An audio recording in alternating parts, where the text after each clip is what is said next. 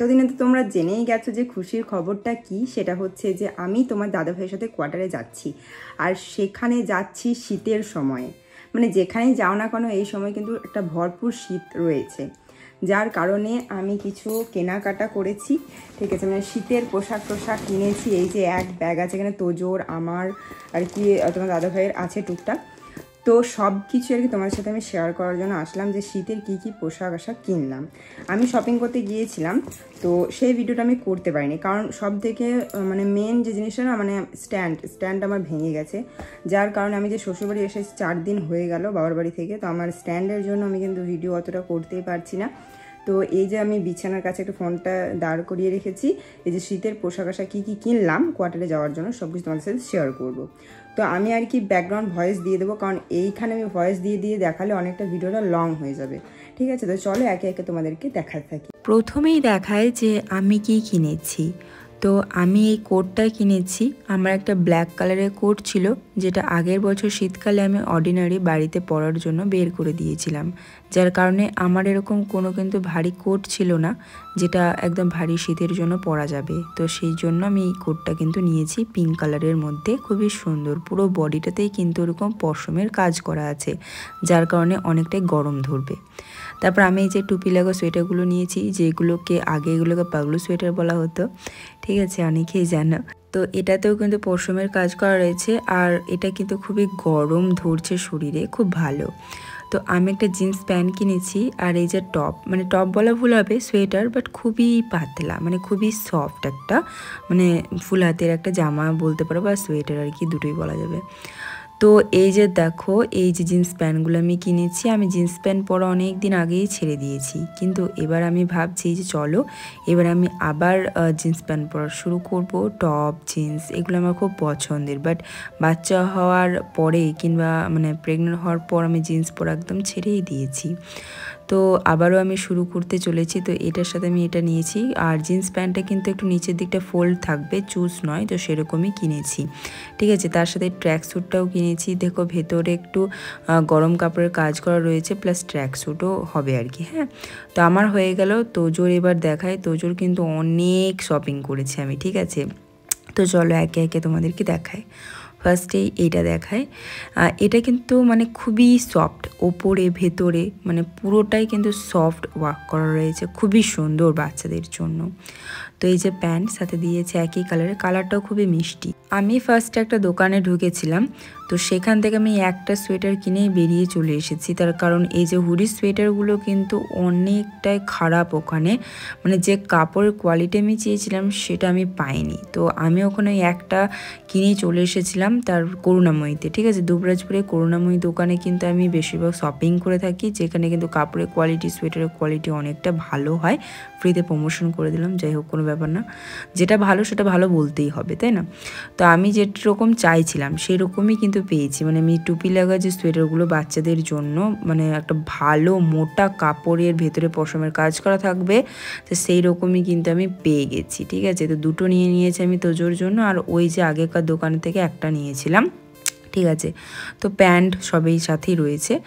আর এই যে তোজোর জন্য আমি ফুল হাতের জামাটাই কিনেছি, যেটা খুবই সফট। আর হ্যাঁ, যেহেতু ছোট বাচ্চা, আমি কিন্তু সব কিছু কটনের মধ্যে রাখার চেষ্টা করি। ওর জন্য কোনো দিনও আমি কিন্তু সিল্কের জিনিস কিংবা মানে জর্জেট এরকম টাইপের কোনো জিনিস কোনো দিন ওকে পরাইনি। আমি সব কিছু কিন্তু কটন একদম সফট ওকে পরাতে ভালোবাসি।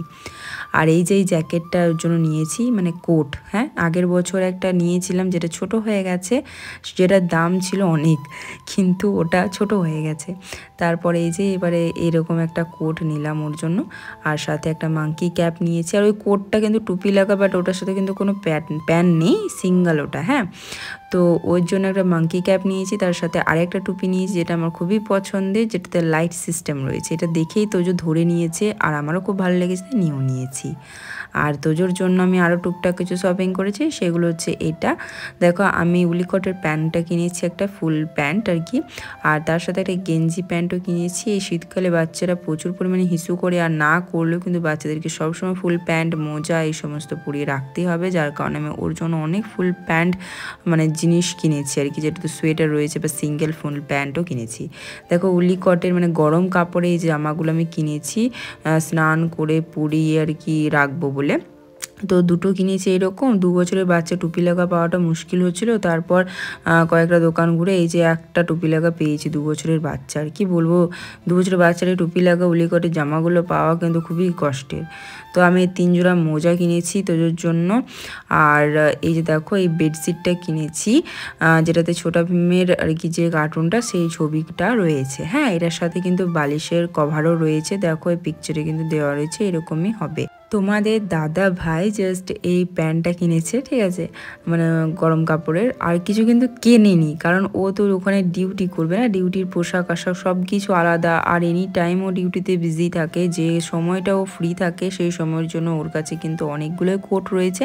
মিনিমাম ওর কাছে ডিউটি ধরো পড়ে যায় আর সেই কোটগুলো পরা যায় অর্ডিনারি, ঠিক আছে। তো এখানে 3টে রয়েছে আর প্লাস নতুন ওর কোট 2টো আছে, ঠিক আছে।